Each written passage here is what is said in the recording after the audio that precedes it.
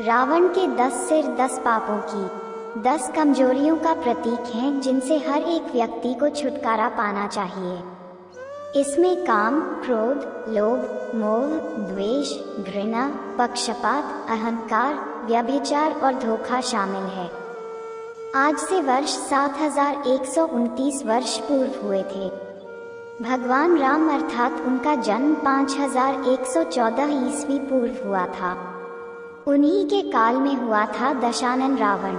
राम तो बहुत मिल जाएंगे, लेकिन रावण नाम का दूसरा कोई नहीं मिलेगा। रावण एक कुशल राजनीतिज्ञ, सेनापति और वास्तुकला का मर्मज्ञ होने के साथ साथ बहुविद्याओं का जानकार था। उसे मायावी इसलिए कहा जाता था कि वह इंद्रजाल, तंत्र, सम्मोहन और तरह तरह के जादू जानता था। उसके पास एक ऐसा विमान था जो अन्य किसी के पास नहीं था। इन सभी के कारण सभी उससे भयभीत रहते थे। दशानन रावण की 10 खास बातें। रावण से जुड़े ऐतिहासिक तथ्य। भगवान श्री राम से जुड़े 10 फैक्ट्स। ब्रह्मा जी के पुत्र पुलस्त्य ऋषि हुए। उनका पुत्र विश्रवा हुआ। विश्रवा की पहली पत्नी भारद्वाज की पुत्री देवांगना थी, जिसका पुत्र कुबेर था। विश्रवा की दूसरी पत्नी दैत्यराज सुमाली की पुत्री कैकसी थी, जिसकी संतानें रावण, कुंभकर्ण और विभीषण थीं। जैन शास्त्रों में रावण को प्रति नारायण माना गया है। जैन धर्म के 64 शलाका पुरुषों में रावण की गिनती की जाती है।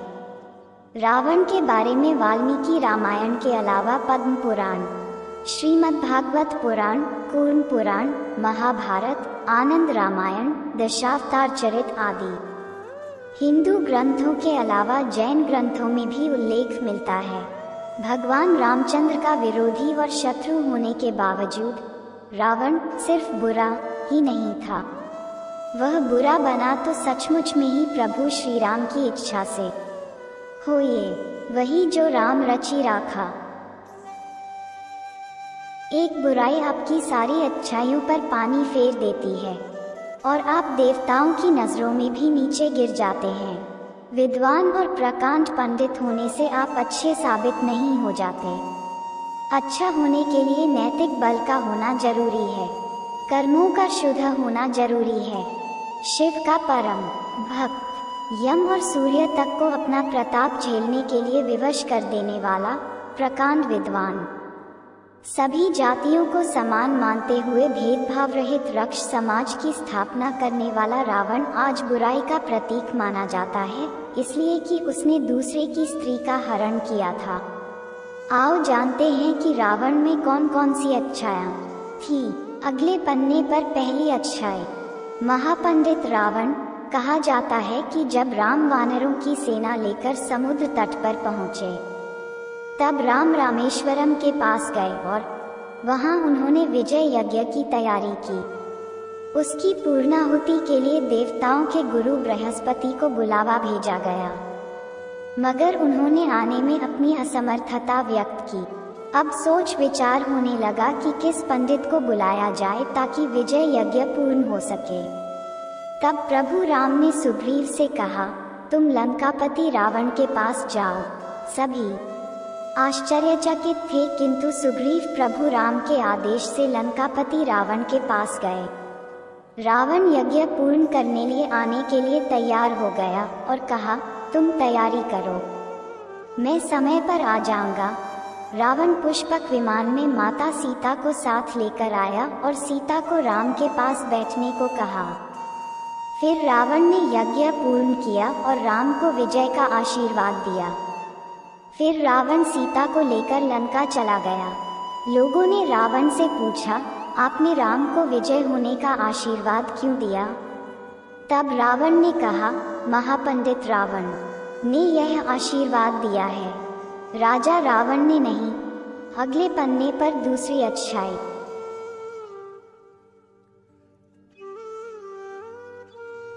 शिव भक्त रावण। एक बार रावण जब अपने पुष्पक विमान से यात्रा कर रहा था, तो रास्ते में एक वन क्षेत्र से गुजर रहा था। उस क्षेत्र के पहाड़ पर शिवजी ध्यानमग्न बैठे थे। शिव के गण नंदी ने रावण को रोकते हुए कहा कि इधर से गुजरना सभी के लिए निषिद्ध कर दिया गया है, क्योंकि भगवान तप में मग्न हैं। रावण को ये सुनकर क्रोध उत्पन्न हुआ। उसने अपना विमान नीचे उतारकर नंदी के समक्ष खड़े होकर नंदी का अपमान किया और फिर जिस पर्वत पर शिव विराजमान थे उसे उठाने लगा। ये देख शिव ने अपने अंगूठे से पर्वत को दबा दिया, जिस कारण रावण का हाथ भी दब गया। और फिर वह शिव से प्रार्थना करने लगा कि मुझे मुक्त कर दें। इस घटना के बाद वह शिव का भक्त बन गया। रावण की रचना। रावण ने शिव तांडव स्तोत्र की रचना करने के अलावा अन्य कई तंत्र ग्रंथों की रचना की। कुछ का मानना है कि लाल किताब, ज्योतिष का प्राचीन ग्रंथ, भी रावण संहिता का अंश है। रावण ने यह विद्या भगवान सूर्य से सीखी थी। अगले पन्ने पर तीसरी अध्याय। राजनीति का ज्ञाता। जब रावण मृत्युशैया पर पड़ा था, तब राम ने लक्ष्मण को राजनीति का ज्ञान लेने रावण के पास भेजा। जब लक्ष्मण रावण के सिर की ओर बैठ गए, तब रावण ने कहा, सीखने के लिए सिर की तरफ नहीं, पैरों की ओर बैठना चाहिए। ये पहली सीख है। रावण ने राजनीति के कई गूढ़ रहस्य बताए। अगले पन्ने पर चौथी अध्याय। कई शास्त्रों का रचयिता रावण। रावण बहुत बड़ा शिव भक्त था। उसने ही शिव की स्तुति में तांडव स्तोत्र लिखा था। रावण ने ही अंक प्रकाश, इंद्रजाल, कुमारतंत्र, प्राकृत कामधेनु, प्राकृत लंकेश्वर, ऋग्वेद भाष्य, रावणीयम, नाड़ी परीक्षा आदि पुस्तकों की रचना की थी। शिव तांडव स्तोत्र। रावण ने शिव तांडव स्तोत्र की रचना करने के अलावा अन्य कई तंत्र ग्रंथों की रचना की। रावण ने कैलाश पर्वत ही उठा लिया था और जब पूरे पर्वत को ही लंका ले जाने लगा, तो भगवान शिव ने अपने अंगूठे से तनिक सा जो दबाया तो कैलाश पर्वत फिर जहाँ था वहीं अवस्थित हो गया। इससे रावण का हाथ दब गया और वह क्षमा करते हुए कहने लगा, शंकर शंकर, अर्थात क्षमा करिए, क्षमा करिए, और स्तुति करने लग गया। ये क्षमा याचना और स्तुति ही कालांतर में शिव तांडव स्तोत्र कहलाया। अरुण संहिता। संस्कृत के इस मूल ग्रंथ को अक्सर लाल किताब के नाम से जाना जाता है। इसका अनुवाद कई भाषाओं में हो चुका है। मान्यता है कि इसका ज्ञान सूर्य के सारथी अरुण ने लंकाधिपति रावण को दिया था। ये ग्रंथ जन्म कुंडली, हस्तरेखा तथा सामुद्रिक शास्त्र का मिश्रण है। रावण संहिता।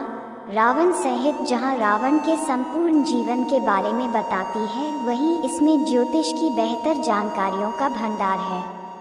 रावण पर रचना। पुराणों सहित इतिहास ग्रंथ वाल्मीकि रामायण और रामचरित रामायण में तो रावण का वर्णन मिलता ही है, किंतु आधुनिक काल में आचार्य चतुर्सेन द्वारा रावण पर वयम रक्षामः नामक बहुचर्चित उपन्यास लिखा गया है। इसके अलावा पंडित मदन मोहन शर्मा शाही द्वारा 3 खंडों में लंकेश्वर नामक उपन्यास भी पठनीय है। मायावी था रावण। शक्तियाँ 2 तरह की होती हैं, एक दिव्य और दूसरी मायावी। रावण मायावी शक्तियों का स्वामी था। रावण एक त्रिकालदर्शी था। उसे मालूम हुआ कि प्रभु ने राम के रूप में अवतार लिया है और वे पृथ्वी को राक्षस विहीन करना चाहते हैं। तब रावण ने राम से बैर लेने की सोची। अगले पन्ने पर 5वीं अध्याय। परिजनों की रक्षा के लिए प्रतिबद्ध। भगवान श्री राम के भाई लक्ष्मण ने रावण की बहन शूर्पणखा की नाक काट दी थी। पंचवटी में लक्ष्मण से अपमानित शूर्पणखा ने अपने भाई रावण से अपनी व्यथा सुनाई और उसके कान भरते कहा, सीता अत्यंत सुंदर है और वह तुम्हारी पत्नी बनने के सर्वथा योग्य है। तब रावण ने अपनी बहन के अपमान का बदला लेने के लिए अपने मामा मारीच के साथ मिलकर सीता अपहरण की योजना रची। इसके अनुसार मारीच का सोने के हिरण का रूप धारण करके राम व लक्ष्मण को वन में ले जाने और उनकी अनुपस्थिति में रावण द्वारा सीता का अपहरण करने की योजना थी। इस पर जब राम हिरण के पीछे वन में चले गए तब लक्ष्मण सीता के पास थे, लेकिन बहुत देर होने के बाद भी जब राम नहीं आए तो सीता माता को चिंता होने लगी। तब उन्होंने लक्ष्मण को भेजा। राम और लक्ष्मण की अनुपस्थिति में रावण सीता का अपहरण करके ले उड़ा। अपहरण के बाद आकाश मार्ग से जाते समय पक्षीराज जटायु के रोकने पर रावण ने उसके पंख काट दिए। रावण ने सीता को लंकानगरी के अशोक वाटिका में रखा और त्रिजटा के नेतृत्व में कुछ राक्षसियों को उनकी देखरेख का भार दिया। अगले पन्ने पर छठी अध्याय। माता सीता को छुआ तक नहीं। भगवान राम की अर्धांगिनी मां सीता का पंचवटी के पास लंकाधिपति रावण ने अपहरण करके 2 वर्ष तक अपनी कैद में रखा था। लेकिन इस कैद के दौरान रावण ने माता सीता को छुआ तक नहीं था। रावण जब सीता के पास विवाह प्रस्ताव लेकर गया तो माता ने घास के एक टुकड़े को अपने और रावण के बीच रखा और कहा, हे रावण, सूरज और किरण की तरह राम सीता अभिन्न हैं। राम व लक्ष्मण की अनुपस्थिति में मेरा अपहरण कर तुमने अपनी कायरता का परिचय और राक्षस जाति के विनाश को आमंत्रित कर दिया है। तुम्हारे को श्री राम जी की शरण में जाना इस विनाश से बचने का एकमात्र उपाय है, अन्यथा लंका का विनाश निश्चित है। सीता माता की इस बात से निराश रावण ने राम को लंका आकर सीता को मुक्त करने को 2 माह की अवधि दी। इसके बाद रावण या तो सीता से विवाह करेगा या उनका अंत। रावण ने सीता को हर तरह के प्रलोभन दिए कि वह उसकी पत्नी बन जाए। यदि वह ऐसा करती है तो वह अपनी सभी पत्नियों को उसकी दासी बना देगा और उसे लंका की राजरानी। लेकिन सीता माता रावण के किसी भी तरह के प्रलोभन में नहीं आई। तब रावण ने सीता को जान से मारने की धमकी दी, लेकिन ये धमकी भी काम नहीं कर पाए। रावण चाहता तो सीता के साथ जोर जबरदस्ती कर सकता था, लेकिन उसने ऐसा नहीं किया। अगले पन्ने पर 7वीं अध्याय। अच्छा शासक। रावण ने असंगठित राक्षस समाज को एकत्रित कर उनके कल्याण के लिए कई कार्य किए। रावण के शासनकाल में जनता सुखी और समृद्ध थी। सभी नियमों से चलते थे और किसी में भी किसी भी प्रकार का अपराध करने की हिम्मत नहीं होती थी।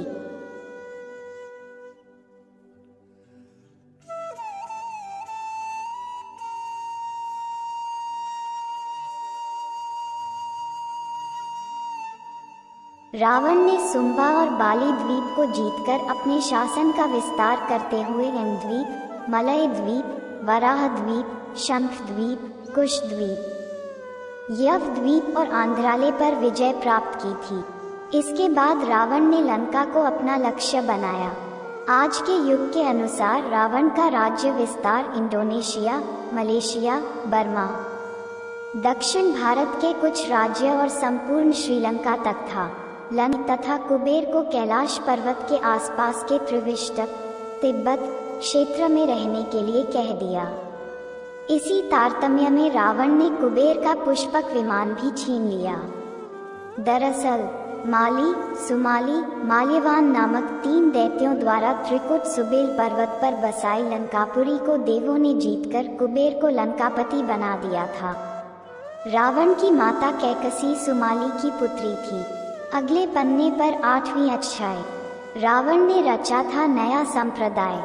आचार्य चतुर्सेन द्वारा रचित बहुचर्चित उपन्यास वयम वृक्षाम तथा पंडित मदन मोहन शर्मा शाही द्वारा 3 खंडों में रचित उपन्यास लंकेश्वर के अनुसार रावण शिव का परम भक्त, यम और सूर्य तक को अपना प्रताप झेलने के लिए विवश कर देने वाला, प्रकांड विद्वान, सभी जातियों को समान मानते हुए भेदभाव रहित समाज की स्थापना करने वाला था। सुरों के खिलाफ असुरों की ओर था रावण।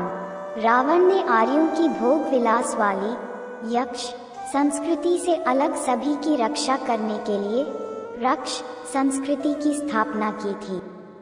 यही राक्षस थे। अगले पन्ने पर 9वीं अध्याय। लक्ष्मण को बचाया था रावण ने। रावण के राज्य में सुषेण नामक प्रसिद्ध वैद्य था। जब लक्ष्मण सहित कई वानर मूर्छित हो गए तब जामवंत जी ने सलाह दी कि अब इन्हें सुषेण ही बचा सकते हैं।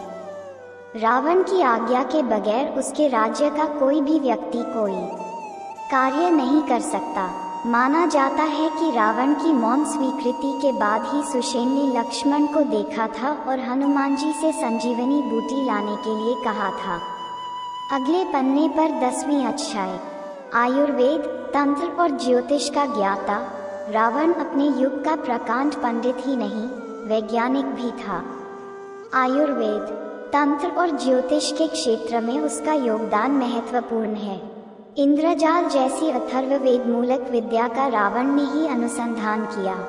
उसके पास सुषेण जैसे वैद्य थे जो देश विदेश में पाई जाने वाली जीवन रक्षक औषधियों की जानकारी, स्थान, गुण, धर्म आदि के अनुसार जानते थे। रावण की आज्ञा से ही सुषेण वैद्य ने मूर्छित लक्ष्मण की जान बचाई थी। चिकित्सा और तंत्र के क्षेत्र में रावण के ये ग्रंथ चर्चित हैं। 1. 10 शतकात्मक अर्क प्रकाश। 2. 10 पटलात्मक उद्देश्य तंत्र। 3. कुमार तंत्र और 4. नाड़ी परीक्षा। रावण के ये चारों ग्रंथ अद्भुत जानकारी से भरे हैं। रावण ने अंगूठे के मूल में चलने वाली धमनी को जीवन नाड़ी बताया है, जो सर्वांग स्थिति व सुख दुख को बताती है।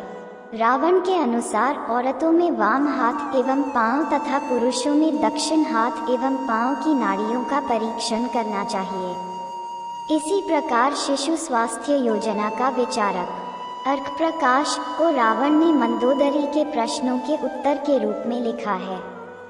इसमें गर्भस्थ शिशु को कष्ट, रोग, काल, राक्षस इसी कार कुमार तंत्र में मातृकाओं को पूजा आदि देकर घर परिवार को स्वस्थ रखने का वर्णन है।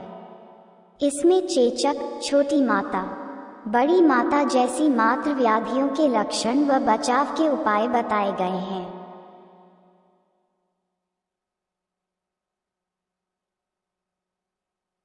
दोस्तों, रावण के बारे में जानकारी कैसे लगी कमेंट करके बताना और आगे इसी प्रकार की कहानी सुनने के लिए हमारे चैनल को सब्सक्राइब जरूर कर ले। धन्यवाद। जय श्री राम।